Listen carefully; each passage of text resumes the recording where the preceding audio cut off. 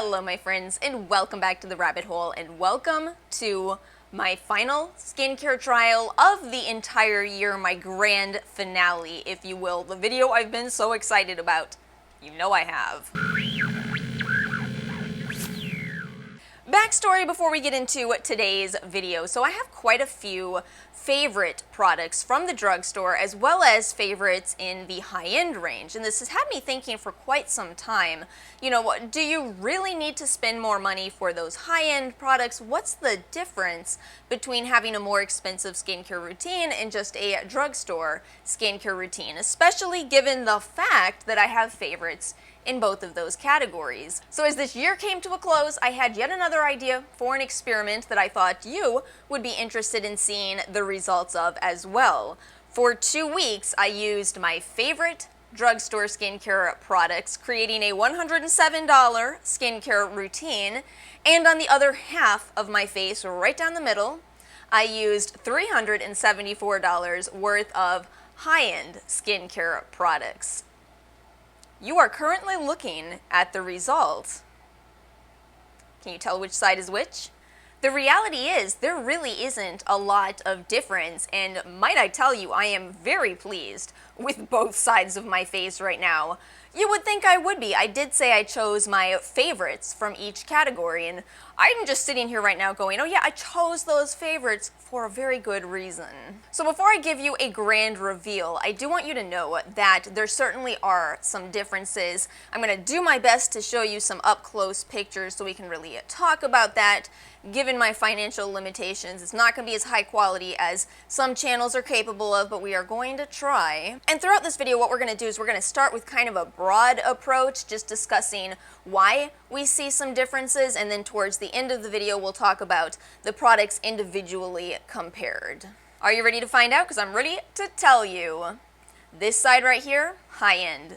This side, drugstore. This is such an interesting trial, and it certainly did not go the way my luxury versus drugstore did. If you guys saw that one about a year and a half ago at this point, that one definitely had the drugstore leading by a lot. And I feel like that wasn't too surprising to me, because I feel like with luxury products, a lot of the emphasis is on the experience, on the packaging, whereas with the high-end products, or really mid-range that I chose for this video, it's about effectiveness. It's not necessarily, you know, the prettiest packaging. It's supposedly you're paying more money for greater effectiveness, which is ultimately to tell you that I do think the mid-range side technically may have won, and yet there's a reason the drugstore side may appeal to you. To illustrate this better, I am going to put on the screen I'm just laughing because of how bad these photos are. I'm going to put on the screen the best effort I could make at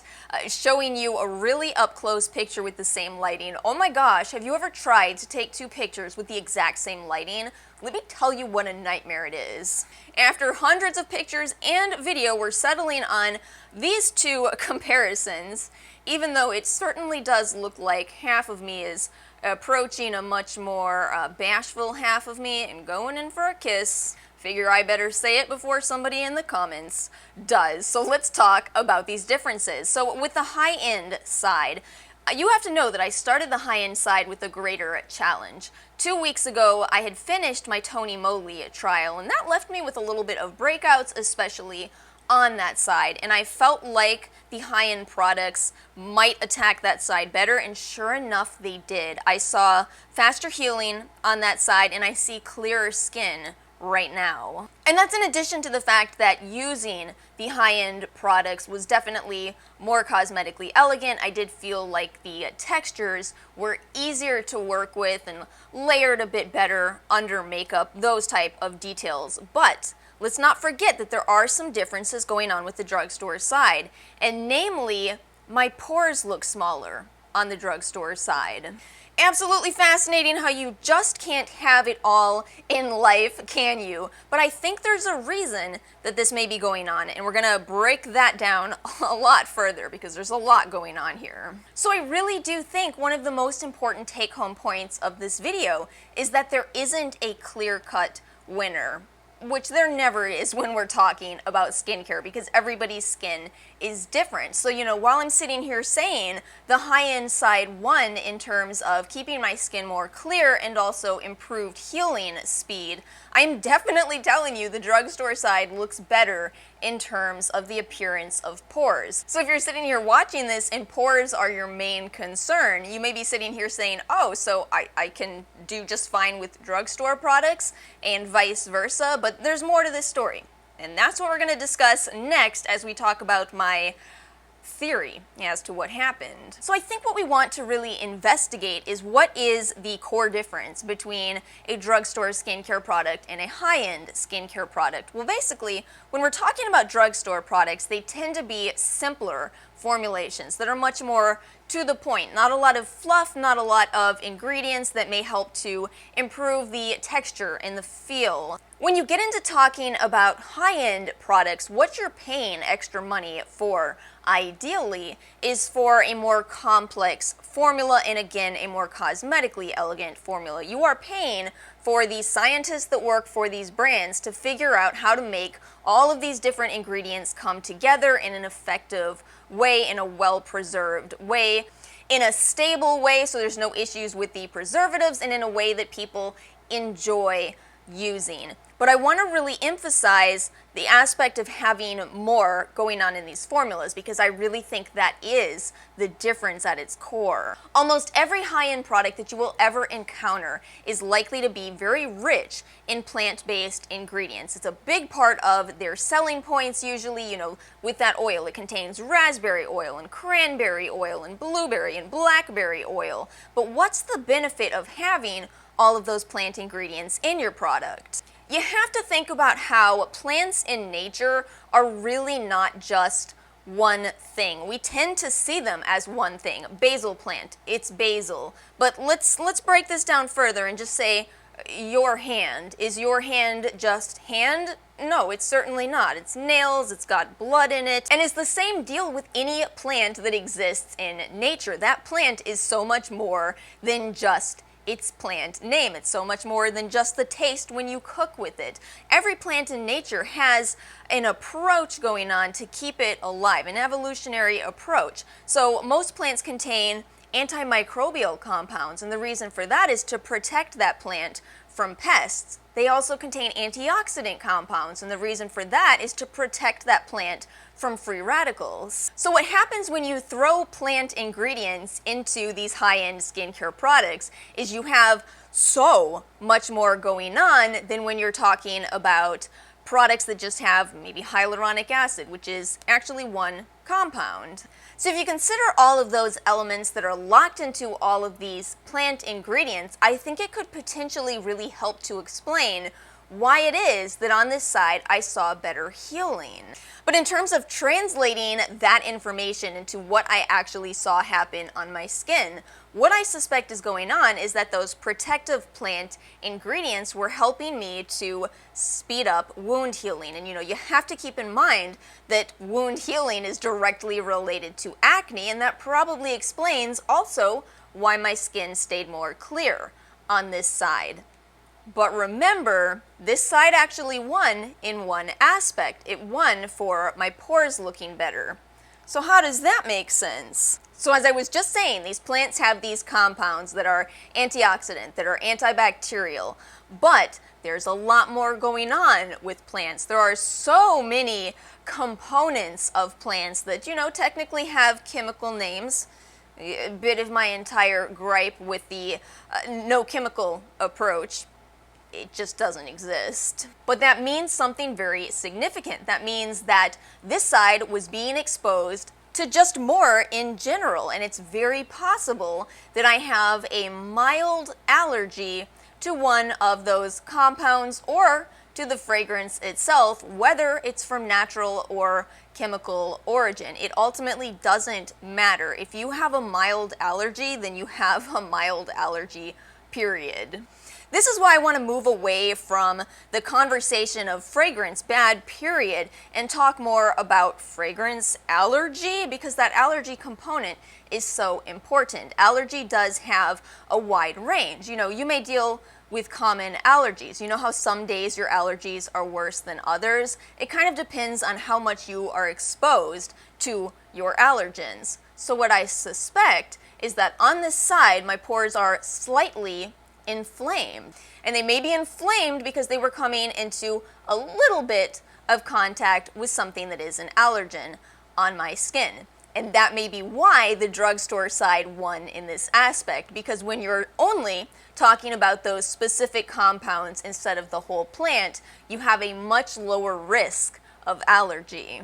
So, again, really quickly on the fragrance bad argument, I really do understand so well as somebody with some allergies. I do understand why people have that stance, but again, I just think there's so much more to this conversation, and we need to talk about, where's the threshold for an allergic reaction? Where's the threshold for the difference between my pores looking just a little tiny bit bigger and me having red splotches all over my face? There's a very big difference. To be completely honest with you, this is kind of one of my biggest gripes with the fragrance bad idea, is that every plant compound tends to have a scent to it. Are you using it for fragrance purposes, or are you using it for potential benefits? Same exact deal with essential oils. It's why you can't just, in my head at least, say fragrance is the problem, and if you avoid it, all of your problems will be solved. Instead, there's an incredibly long conversation about allergies, about the potential of allergies, about the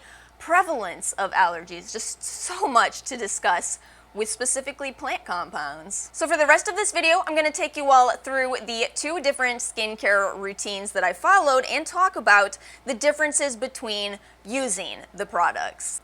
My plan in my head was to do 3 products in the morning and 3 products in the evening, because let me tell you what, actually doing this type of an experiment, you get tired of it. You get real tired of washing your hands in between each step, watching for the line on your face. That's why I won't do cleanser and I won't do SPF for a split face trial. Too risky. And yet, because my results were so good in 3 days of this trial, in 3 days, my skin was already clear.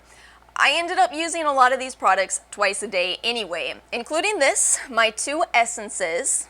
I decided to put to the test the Secret Key Starting Treatment Essence, which is $16 at the time that I'm filming this video, up against the Fresh Black Tea Kombucha, which is $68. Like I said in the entire theory portion of this video, there are a lot more ingredients going on in the fresh version here, but both of these do have something in common. They both contain fermented ingredients, but from different sources. With the fresh product, it's from black tea, and with the Secret Key, it is from sake. This one is supposed to be a dupe for the SK2 essence. There really is a difference in using these 2 products. With the fresh essence, listen, Fresh sent me this probably a year and a half ago, and I'm still not out. I actually thought that this 2-week trial would be the end of this, but this bottle lasts for so long, and there's a reason for that. And that is that this product is very viscous. When you pour this bottle out into your hands and apply it to your face, it stays on your hand as you're applying it. It's really a joy to apply. And I'm not saying that the Secret Key isn't a joy to apply, because I just love Essence in general, but I will admit to you that when you pour this into your hands, let me do a reenactment of how this goes. It's a lot runnier. It's a lot runnier, which I do think means you kind of go through it a lot faster, and some of it admittedly doesn't end up on your face. It's actually easier to use this with some kind of a cloth, but I just like applying it with my hands, so that's what I stuck with. But yeah, this one was sent to me through Stylovana, and I've only had this for, are we at a month and a half? So, you can really see, I'm definitely plowing through that in comparison. But is it $68 versus $16? I don't know if I'm going through it at that rate.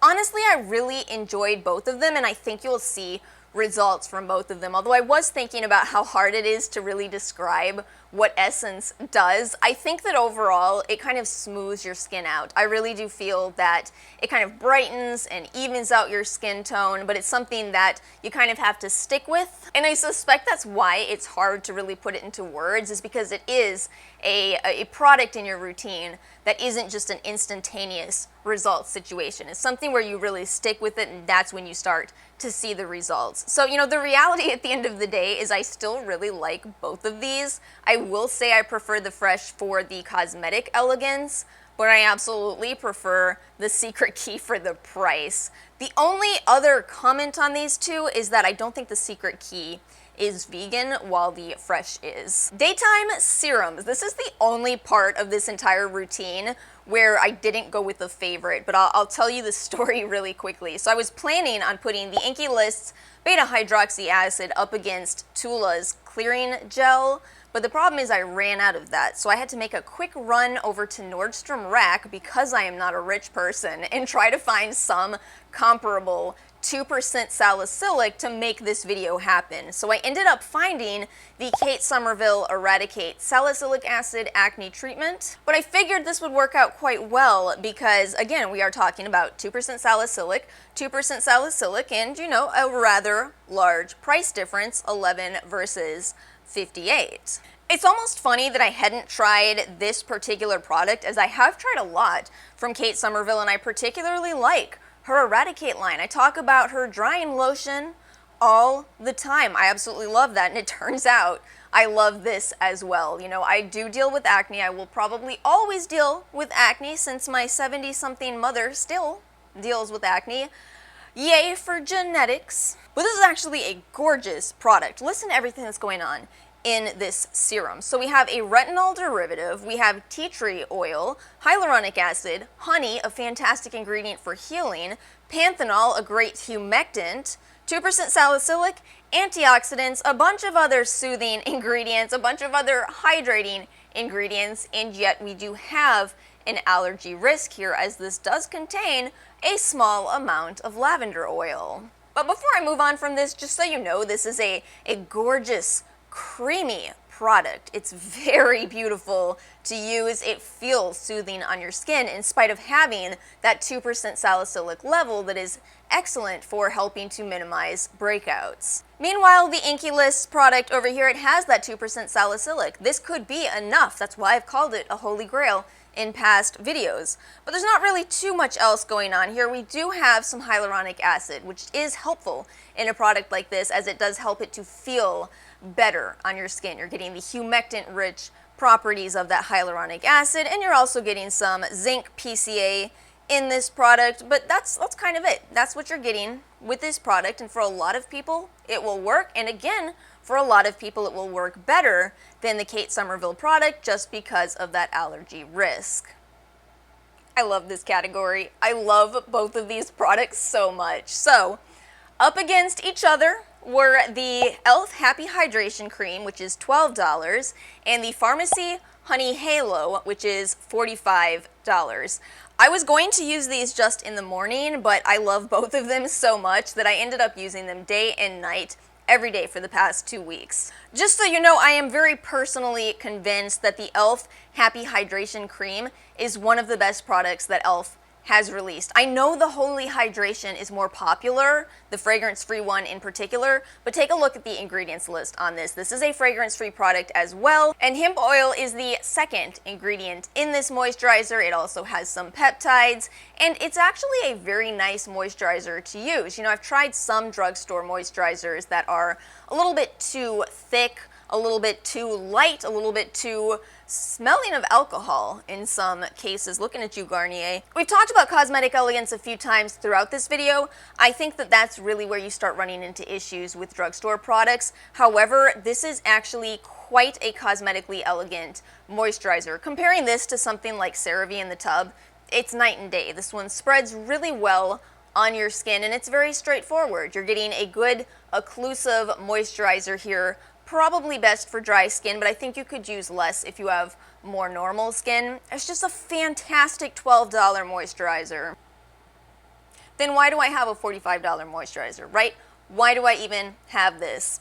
Because the reality is, at the end of the day, I do think this is a little bit better. I do think you're getting a little more in this product, and the reality is, for as beautiful as that Elf moisturizer is, this is still a step up in spreading it on your skin. It's just beautiful to use, this moisturizer. And it is full of known healing ingredients like royal jelly and propolis, so this product in itself could be the reason why I was seeing such sped up healing on this side of my face. However, those same ingredients do make this not a vegan product, and of course it is a bit pricier, but I'm gonna be straightforward with you here. I think this is absolutely worth the $45, and I have tried plenty of more expensive moisturizers that are nowhere near as good as this one. One catch though, this product does contain an ingredient called aroma, which is fragrance. These brands are getting a little tricky in this day and age where people are rather terrified of the word fragrance and they're trying to use this new word aroma,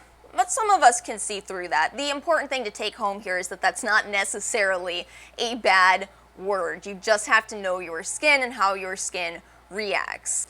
Time to talk about my PM skincare routine. I did want to make sure I focus on retinol because that is a must-have ingredient for me, but just so you know, I'd say I use this probably about 10 times over the last 14 days. I cannot use retinol every single night, so I'll throw in something else occasionally, usually just a calming ingredient in my serums, as opposed to over drying out my skin. So that is what I did with these two. We have the number 7 Advanced 1.5% Complex, which was sent to me by number 7 and I am now out of, so I'm going to need to buy some more of this. This is thankfully pretty affordable, although still a little pricey for drugstore at $34.99. However, that was up against the Murad Retinol Youth Renewal Serum, which is $89, and yes, I did pull this out of my declutter series. So initially I was going to declutter this because I have an issue with certain ways that high-end products do things, and that is they don't like to disclose the percentages. See, we're so used to this in the age of the ordinary, where we get to know all of the percentages, right? So with this number 7, 1.5% complex, in spite of telling you that this is a complex, they actually do tell you the exact amount of pure retinol, and that matters so much. This is at 0.3%, which is considered an intermediate level. 0.1 is a low level, 0.5 is a higher level, 1% is the highest you can actually buy over the counter. But yeah, this idea of a complex, that just means what the retinol is paired with. We've talked about this in past videos. Whereas the Murad, I don't know. I don't know how much retinol is in here. I do know that it also contains hydroxypinacolone retinoate, which is another form of retinol. It also contains many antioxidant-rich ingredients. What was that video that just claimed antioxidants aren't anti-aging ingredients? I don't entirely agree with that. I see where they were coming from with that, but I do think that antioxidants, as their nature is to neutralize free radicals, which exacerbate the aging process, I see why they're in a lot of anti-aging products. There is a part of me that wants to sit here and tell you that I feel like this was more effective than the number 7. But at the end of the day, because I don't know the exact breakdown, I really can't tell you that conclusively. We do have 6 products going on at a time. But I will tell you this, because I'm on a budget, this is the one I will repurchase, as I can't afford to repurchase this right now. But I am stepping back in terms of saying I'm decluttering it, and we're gonna selfishly keep this and finish it. But in terms of actual application, I really don't care as much when we're talking about PM products. So again, that's a reason why this is the one that I'll repurchase. I don't even really care if my skin has, you know, a little bit of balling up as I'm going to bed. I don't really care. I just want the products to be effective. So for me, that cosmetic elegance is much more important in the morning, where I'm planning to wear makeup through the day, than at nighttime. However, you know, just to really quickly say this, I know I've been hard on Murad a lot on this channel, but this was actually, it's a good retinol serum, if you don't mind not knowing how much retinol is actually in your products. My PM eye creams here, I put to the test the Rock Retinol Correction Eye Cream up against the Glow Recipe Avocado Melt Retinol Sleeping Mask. Now, some griping here. This one is $24.99 for a half ounce, and this is $42 for a half ounce. This is where I say, you know, drugstore, keep the prices down. Please, you're getting way too close to these mid-range products. It's starting to look like there's really a lot of a difference here, especially in terms of the fact that this is a very basic eye cream, and it's absolutely a great product. It's a great product, but have you applied the avocado retinol eye sleeping mask? Because it is just so fun to use. Look at it. It's so cute. For as much as I don't want to admit it, I do like cute things. I do like cute things, and I do like gorgeous textures that glide on the skin, and you know, considering it's not a huge price difference, this is gonna be the one for me. But let's talk about the differences with these products. So with the Rock, they say that this makes your eyes look 10 years younger. This is why it's really important to keep this out of the reach of your children. You don't want them to vanish. Zinc, copper, parabens, and an undisclosed amount of retinol. There goes my theory of drugstore discloses, because this one doesn't. But you know, it does seem to work. I really do like this. If I over apply this one, I will start to experience some dryness, so I know there's retinol in that product. Let's compare that to the Glow Recipe. This one has encapsulated retinol. It's important for you to know that because a lot of people are concerned about retinol in jar packaging, but if it is encapsulated, it should protect it from the elements. In addition to that, avocado oil, which is one of my personal favorites. Avocado oil works really, really well for me. Very hydrating ingredient. Coffee berry, which is going to contribute to depuffing. You know, ultimately, I think that both of these are good products. I guess I would just sit here and tell you, if a small price difference matters to you, and if you are somebody who likes very straightforward and not cute-looking products, which you are welcome to feel that way, that's the only difference to me between these. And the final two products for this entire experiment, I put the Ordinary's Chia Seed Oil, $7.70 for an ounce, up against Juno by Sunday Riley, the Antioxidant Superfood Face Oil, $72 an ounce. This is actually the half-ounce size, so that's how that math works. You technically get 1.18 fluid ounces. But this is still about 10 times the cost of the Ordinaries. So let's talk about the differences between these two, and just so you know, I use these twice a day quite a few times. So the Ordinary's Chia Seed Oil, this one is actually a pretty underrated product from the Ordinary in my opinion. I actually think the Ordinary does all of their 100% oils very well,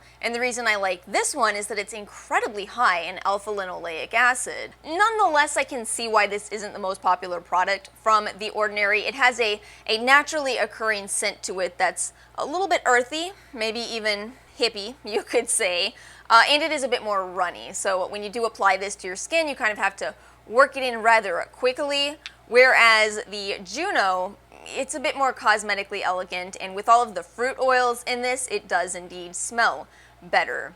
But is there really a huge difference between using these, and most notably, is Beautypedia right that these one ingredient products are a bad idea? I absolutely disagree with Beautypedia on that. It does not make any sense to say, oh, you can't buy a product that only has one ingredient if you're incorporating it into a well-rounded skincare routine. It doesn't make any sense at all, because every plant oil in nature does have its own benefits, like we were talking about in the theory section of this video. Every plant ingredient has these different chemical compositions to it that gives it a distinct benefit. So I think it's important to say that it's not necessarily a case of quantity over quality. If you find the right oil for your skin type, you may not necessarily need an oil blend. And yet the argument for an oil blend is that you're getting a more wide range of these diverse benefits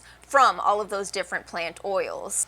I'm going to tell you this quite honestly though, this particular product was gifted to me through Hello Ava, and as much as I loved it, and I really did love it back when I first tried it, I will not repurchase this because, let me tell you right now, you have got to go to indie brands for your facial oils. What did I love before Juno? Oh, the Tata Harper Beautifying Face Oil. Oh, that one is gorgeous, and like $99 now. It's ridiculous. You don't need to pay that. You just need to find an indie brand that, you know, is run by people who are really passionate about these oils and what they do for your skin and can formulate an incredible oil. Listen, I understand if you're hesitant on going indie for retinols or vitamin C. I completely understand that, but with oils, absolutely go indie. I broke this down a lot more in my declutter video on oils, so I'll make sure to link that, but yes, absolutely the way to go. It is more expensive than these individual ingredient oils from The Ordinary, but they are so well made. Absolutely no reason to be paying $70, $100 for 1 ounce of oil. Go indie and you'll pay $30. And that is it. We have come to the end of this video. Let me know what you thought. Are you as excited about this video as I've been? I've been so excited, so excited. But I think it was so interesting. I think it was so interesting to really showcase that it doesn't necessarily matter how much you're paying for your skincare products. It just matters for you to figure out exactly what needs you need to address and find products that work for your budget for you. There we go. That's skincare in a nutshell. If you did enjoy this video, please make sure to like and subscribe, and I will see you all next time.